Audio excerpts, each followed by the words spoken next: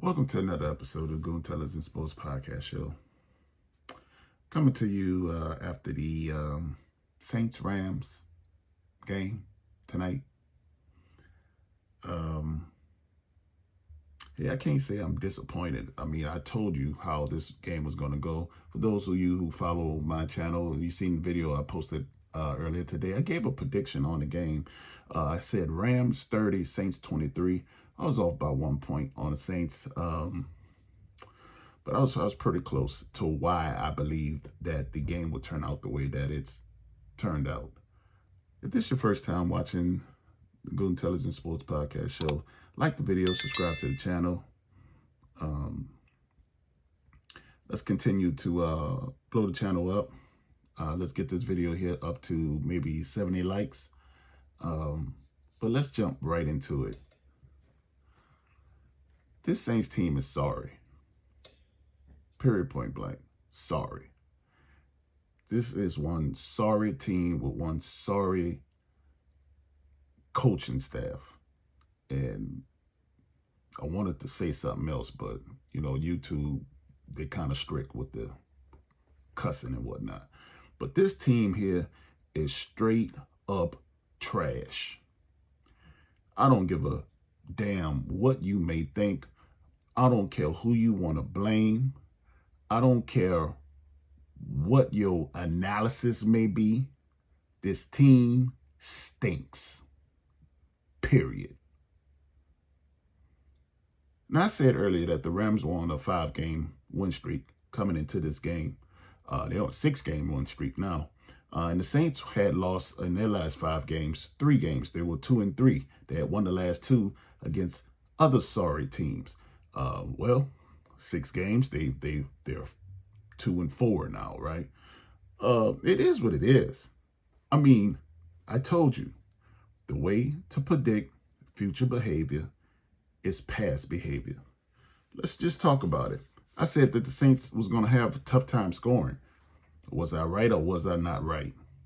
No offense, no kind of continuity on offense.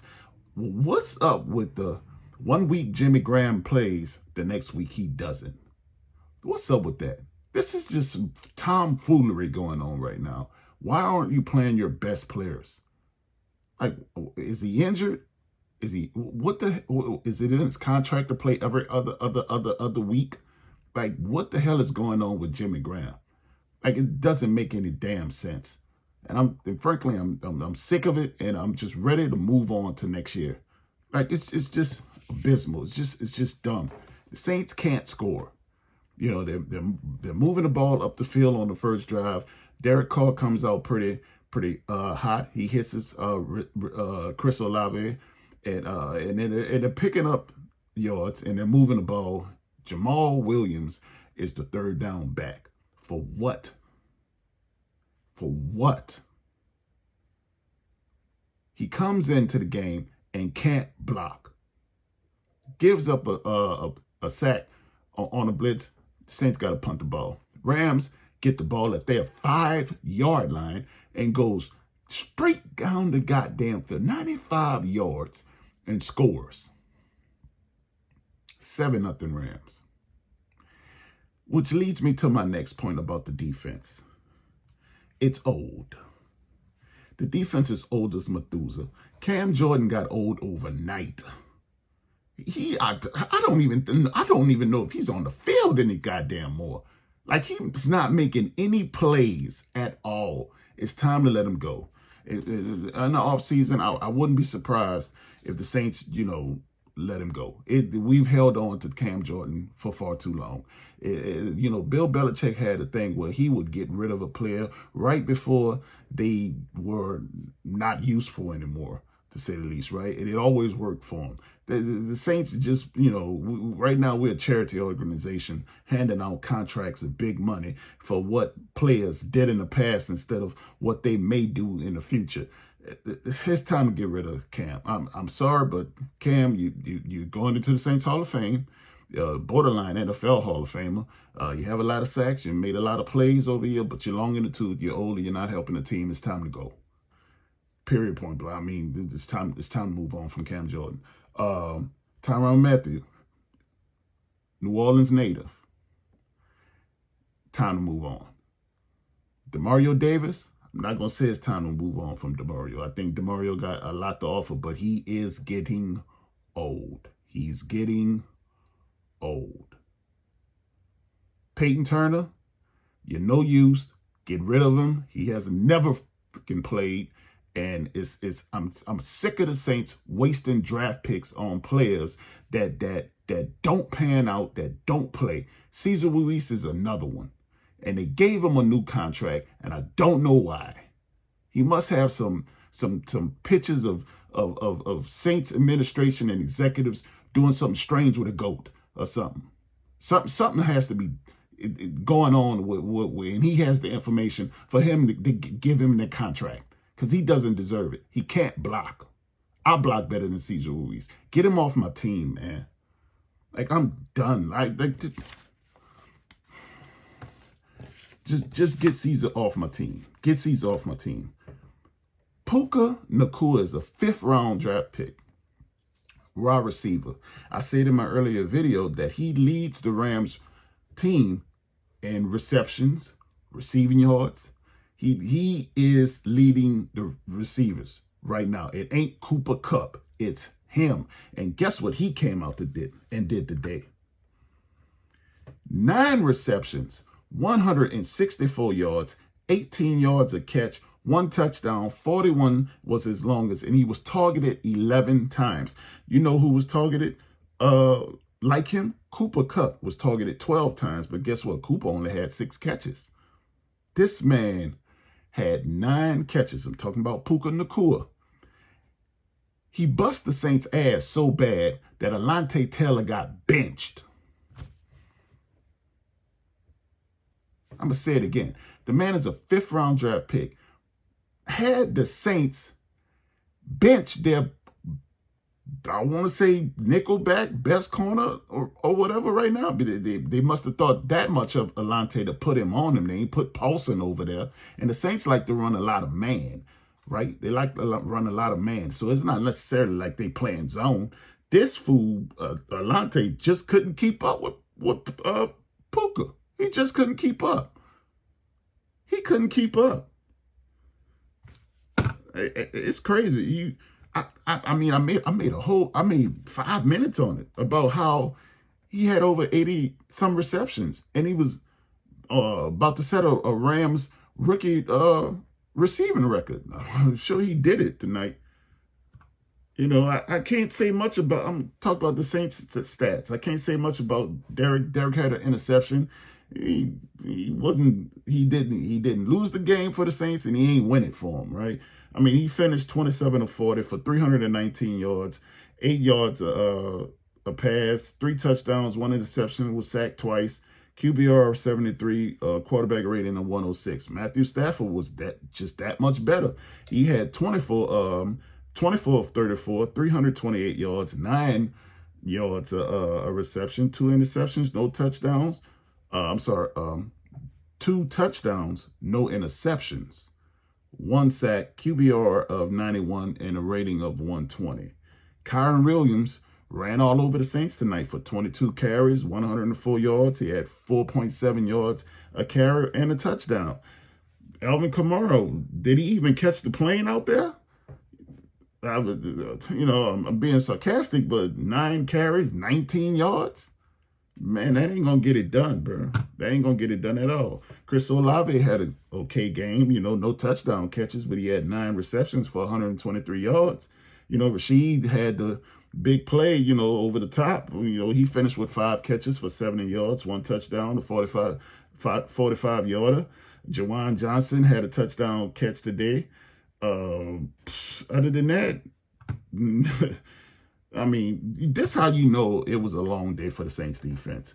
Paulson Adebo led the Saints defense in tackles. He had 9 solo tackles. Man, he play on the outside, though. What 9 tackles as a cornerback leading the team? That's how you know the Rams just had their way. The receivers just had their way with the Saints. Just did them dirty. Right behind him is Tyrann Mathieu had 9 tackles. Like the receivers was living in the Saints backfield, just catching the ball and doing whatever they wanted to do with them. Like, Carl Granderson, he still, he got injured tonight. I hope he's okay. He still continued to get pressures, and he had a sack tonight, the only sack that the Saints had today. The Saints had 7 sacks last week. They only got 1 today. DA has got to be the dumbest coach in NFL history. Why are you going for it on 4th down in the second quarter when the Rams have 3 timeouts and you on your 40-yard line? You just dumb, son. Dumb. I don't know who you talked to get that job, and it was probably like, man, I can't believe I advocated to put you in there. Man, keep the continuity. All we got to do is promote from within. I was a dummy. I was just as dumb as you were tonight, kicking a freaking onside kick with 3 minutes to go in the game. Man, play defense. You're coaching scared. I thought defense was your strength. That's what you did. You gave up on the defense tonight. You gave up on them. I thought that's your problem. That's your fault. Alontae letting his eyes get the best of him on the motions that the Rams are running. That's your fault. You ain't prepare him enough. Take your L, fool. Kamara looks like he's ready for a vacation. Kamara looks like he's packed it in. Like he's just ready to go back to the crib. He done with this team this year. Like he's had a long year. He was suspended for the first 3 games, this year due to him putting hands and feet on a guy in Las Vegas. And now he's just like, it looks like he wants to put hands and feet on this coaching staff because he's just over it. Like he's done. He's over it. And it was the same way last year, quietly. It was the same way. You can just tell from the attitude, if he gets the ball and he pops, he doesn't get any yards, he pops right up and just throw the ball to the side. Like that's a clear indication of I'm sick of this. Right? I'm sick of this. That's what that is. That's not him, wanting to get back to the huddle really fast. No. That's him saying, I'm sick of this. Like he's done. He's done. And I don't blame him. Like he's probably just as spoiled as we are as fans. When Kamara came in, it was on the back end of Drew Brees' career. But you got to understand, Kamara's rookie year, he's rookie of the year. The Saints do go to Minnesota. Marcus Williams misses the tackle. That's that year, right? Then he comes back, and he goes all the way to the championship game. Right? Then he comes back. They try to run it back with Drew Brees, and it just doesn't go well. It's COVID and whatnot, But they lose to the Tampa Bay Buccaneers, again. But he is used to being on a winning team as a professional. And this right here is not what he's used to. This right here, he probably thinks this is for the birds. And it really is. Right? It really is for the birds. With someone with a competent coaching staff and a competent head coach, there's no way this Saints team only has 7 wins. When you got somebody in here that don't know what they're doing, or they out there coaching scared, and it lets me know that the front office may be on DA know he's on that hot seat. He knows because he coaching desperate. He knows he's on the hot seat, and he needs to know he's rightfully on the hot seat because he's just not getting it done. Like I'm ready to everybody's ready to move on from this. Saints make the playoffs? Hell no. Don't go to no playoffs. Don't even try. Like for what? You're just gonna get embarrassed. If you play Dallas in the first round, they're gonna put 40 on you. Cause you're terrible, man. You're terrible. You don't have any continuity. You don't have no kind of offensive rhythm. Pete Carmichael is out there looking like a dweeb with that playbook in his hand. He don't know what page he on. He don't know what he doing. Like I'm done, man. I am done. Next game is Tampa Bay Buccaneers out in Tampa. man, the Saints need help from, they got to win the game, right? Just to kind of keep it close. And they need help from somebody to beat Tampa as well. And the Falcons. And then they get the Falcons at home a week later. I said earlier I want the Saints to win, but it's just gone against everything in my fabric and everything in my being to watch this team play with me. It really is. It just makes my skin crawl to see the talent that this team has, and they can't put it together because the coach is incompetent.